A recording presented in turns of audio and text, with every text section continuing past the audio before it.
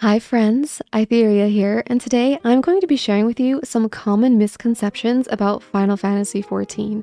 Some of these were things that I experienced myself in the past, things that I may have thought when I was a new player, whereas others I have gotten from the Final Fantasy XIV community.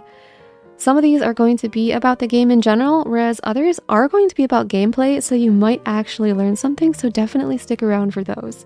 And without any further ado, let's just get into it. So the first one is one that I actually thought when I was a new player, and it was that the story is not worth participating in, and that you should just skip cutscenes and try to get to the max level in the game as fast as possible. So for me, all the games I had ever played in the past that were MMOs did not really have relevant or good or creative or enjoyable stories. And the point of those games was very much the battle content, so you always wanted to get to endgame as fast as possible in order to actually experience the game. But Final Fantasy XIV, as we all know now, is definitely not a game that is like that. The story in Final Fantasy XIV is one of the major pieces of content that the devs carefully craft every expansion and every single patch. In fact, the story of Final Fantasy XIV is thought to be so good that you're gonna get a lot of crap from people if you tell them that you have skipped the story. People are here for the story and they think you're missing out when you tell them that. Another surprisingly common misconception people have about this game is that it is a quote-unquote weeb game. I'm not sure if that's because we have certain characters that have tails, if it's just the fact that we have cat girls in our game, if it's because the game is created by Japanese people, or maybe people have seen promotional art that leans a little bit anime. I'm not really sure where this misconception comes from, but personally, I don't see Final Fantasy XIV as a weeb game at all.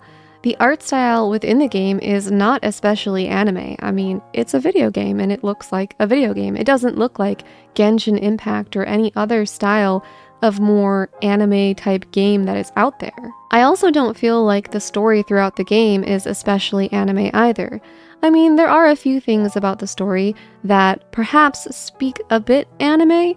For example, the power of friendship is kind of a thing throughout the Final Fantasy XIV story, but in general, I don't know, I just don't think that the story follows that many anime tropes. I mean, for example, the story deals with things like war, imperialism, religion and belief systems, both corrupt and not corrupt, refugees, grief, loss. There's so much in this story, and I feel like they do a really good job of localization as well. It just doesn't feel like anime to me, and I guess if it was a weeb game, that wouldn't necessarily be a bad thing. I like anime, but for the people that aren't into anime, just because you don't like anime doesn't mean you're not gonna like Final Fantasy XIV. Alright, this next one may blow some minds. It is that you have to click your mouse during active time maneuvers. That's the misconception. The reality is that you can mash buttons on your keyboard during active time maneuvers.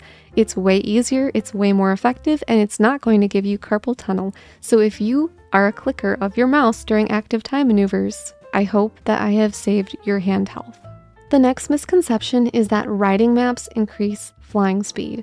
So watching the footage, the first is a clip of me and my friend on the ground on the Torgal Mount. He has a riding map, I don't, and you will see that he is way faster than me on the ground. The next clip is us flying, and I made sure to kind of get us relatively close to one another. We couldn't get neck and neck, but you can see that the distance between us is neither increasing nor decreasing. It is staying the same. That is because even though he has used a riding map and I have not, our flying speed is exactly the same. So you can see that riding maps do not increase flying speed, unfortunately. But that is something that a lot of people think. A lot of people are misguided and they think that riding maps increase flying speed when they don't. This next misconception is something that a lot of new players tend to think, probably because of their experience with past games or past MMOs, but it is that overworld mobs are going to attack on sight and you have to fight them. Neither are true. So mobs with red icons are aggressive and they will attack you, but mobs with blue icons are passive and they will not attack you unless you attack them first. However, if a mob is 11 levels below you, it will not attack you even if it has a red icon. Even if it's an aggressive mob, it knows its place. The next misconception may also be due to our trauma from old MMOs, but it is the idea that dying will cause you to lose something, whether that be EXP, gil, or even drop items on the ground. Luckily, Final Fantasy XIV does not do this. Whether you die in the overworld or in a dungeon, it doesn't matter, you lose nothing. You are not going to lose gil, you can even revive in town, and you're not going to lose EXP, you're not going to lose anything.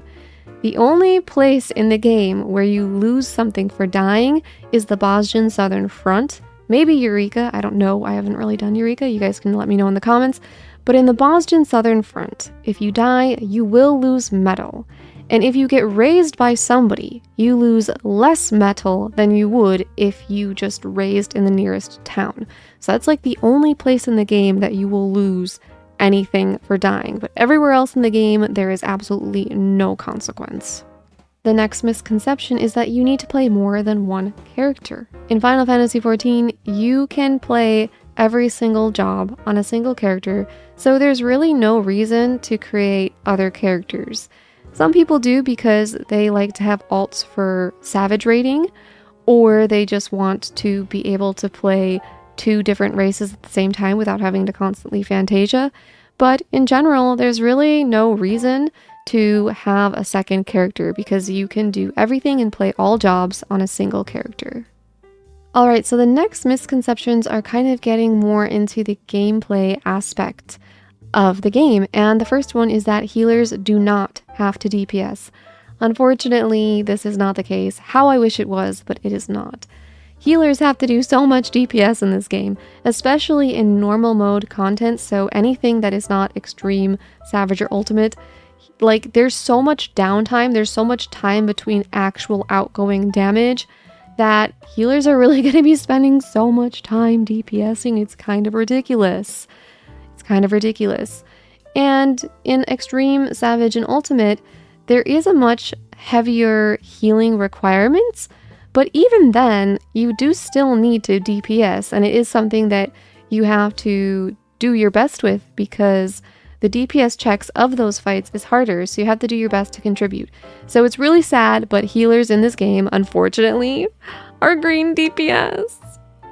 The next misconception is about Grand Company squadrons, and it is the idea that you need to use a standard light party when you are sending them out on their little squadron dungeon thingamabobbers. You can actually do any comp that you want. Like, you can run 4 DPS if you want to, so there is not a limitation there. You do not have to do a healer, a tank, and 2 DPS. The next misconception comes from a place of apprehension and anxiety, and it's that people expect you to watch guides or know how to play the game as a sprout, especially if you're gonna be joining pickup groups. Lucky for you, this is not the case. The Final Fantasy XIV community tends to be very kind and understanding and forgiving of sprouts. Most people just want sprouts to have a good time and want them to keep continuing the game, and they want sprouts to learn to love the game as much as the rest of us do. So there is no expectation for sprouts to even have watched a guide. In fact, when it comes to normal mode content, nobody in this game watches guides. Nobody cares about that. Guides are really only for high-end content like Extremes, Savage, and Ultimate, and even then, there are parties that prefer to run it blind. So you just have to read the description of the party so you know what you're getting into, and you'll know if you need to watch a guide or not. But if you like running things blind, you can do that for the entire game if you want to. The next misconception has to do with slow, but we're going to relate it to arm's length.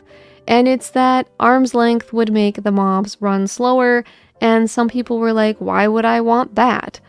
Well, first of all, that's not what slow does in this game. What slow actually does is make mobs attack slower, so they're going to hit you fewer amounts of times.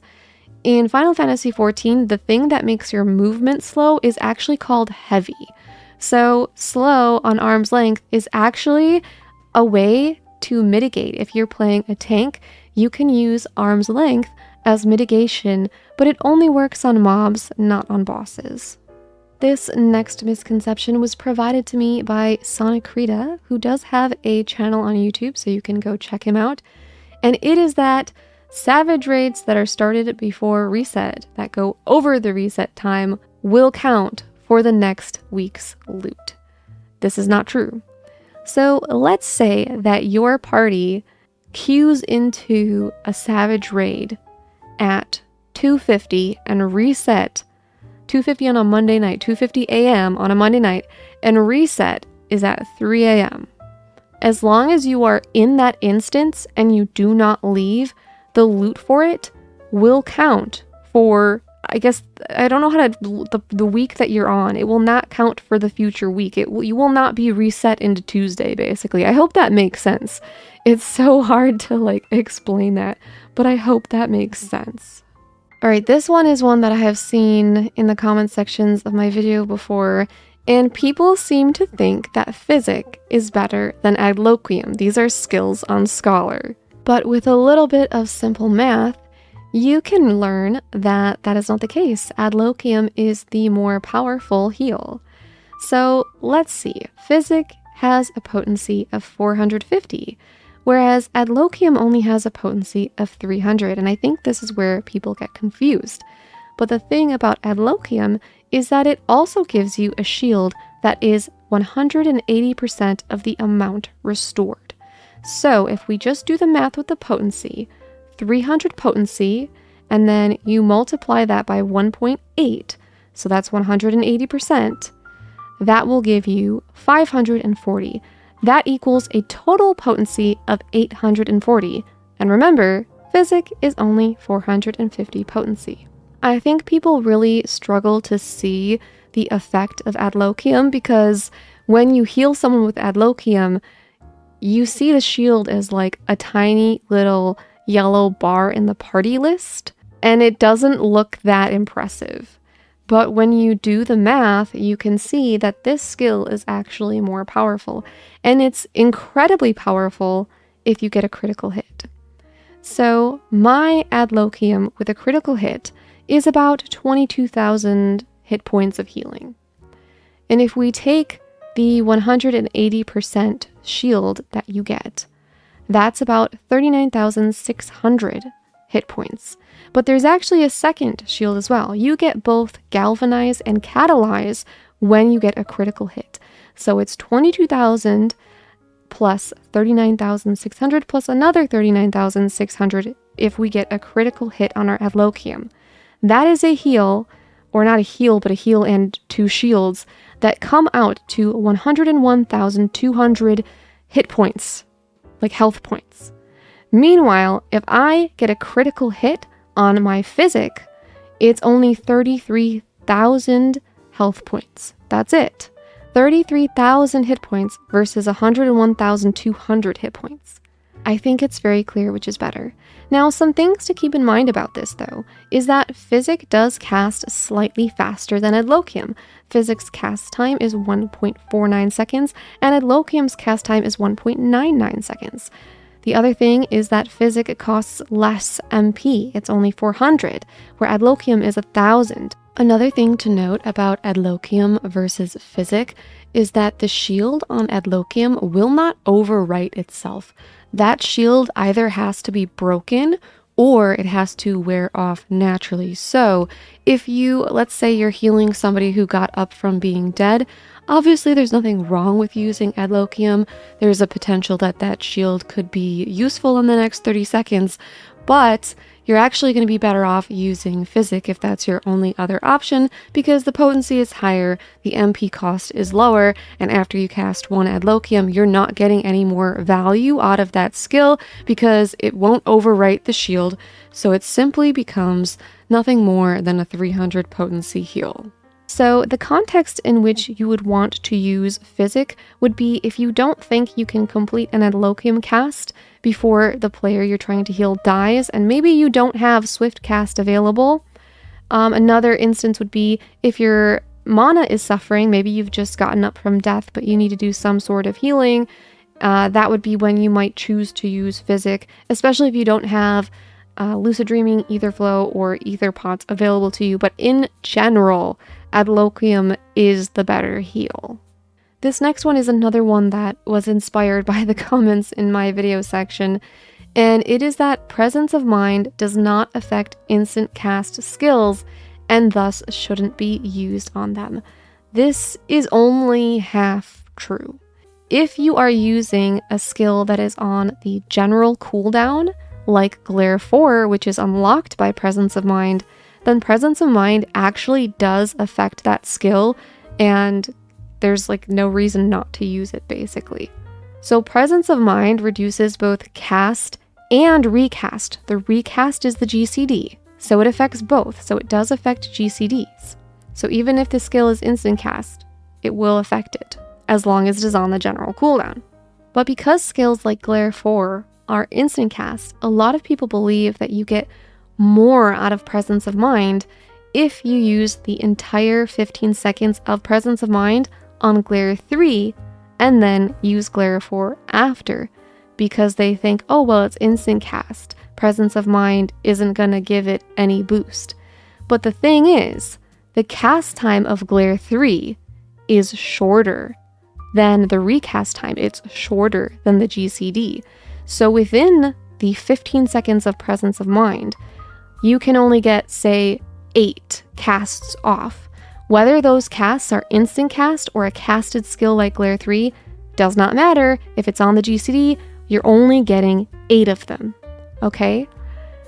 I'm gonna try and break this down further because I think it's a very confusing thing to understand. And it was really confusing for me as well, because some people sincerely think that it's going to be a DPS gain if they do nothing but Glare 3 within Presence of Mind and use the Glare 4 charges afterward. Okay, so let's say that you are able to use 8 GCDs during Presence of Mind, and then after that, you would use all of your Glare 4 charges after the effect of Presence of Mind has ended. So if you're using all Glare 3, for the complete 15 seconds of Presence of Mind, you're using 8 of them. Let's say that that's how many you can do. At 330 potency each, 8 Glare 3s would give you 2,640 potency of damage. Okay, and then you're going to follow that up with your 3 Glare 4 charges, which would equal 1,920 potency. Now you add these two together. You're adding together the 8 Glare 3s and the 3 Glare 4s, and the grand total is 4,560 potency. Now, let's do it my way. Let's say that instead, during the duration of Presence of Mind, you start with 3 Glare 4 charges, and then you finish up with 5 Glare 3s. Okay, so it's still 8 skills under Presence of Mind. You're still only able to use 8 because they're on the general cooldown.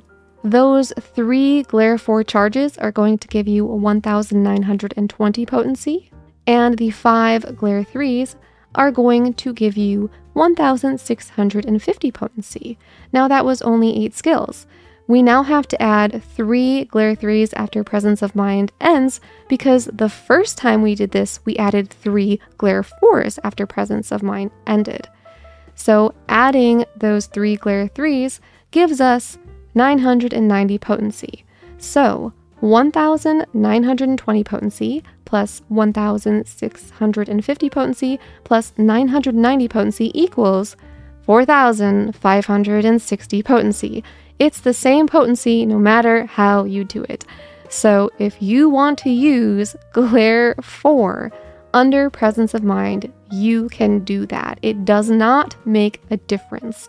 The most important thing that you want to do is be using your Glare 4 charges while you are under raid buffs. That is kind of the rule of thumb. That's kind of the basics that you need to know. So that was kind of a tricky one that required a long explanation. So I hope that that made sense. But if it doesn't, you can leave questions in the comments and I will do my best to answer them for you. So that was everything. Those are all of the misconceptions about Final Fantasy XIV, some of the common ones that I have seen and that I thought would be fun to include because they were either fun to include or that they would help people learn something new about the game. If you enjoyed this video, please consider leaving a sacrifice to Lord Algorithm in the form of a like, comment, share, or subscribe. And as always, thank you so much for watching and thank you so much to my channel members for supporting me. Bye!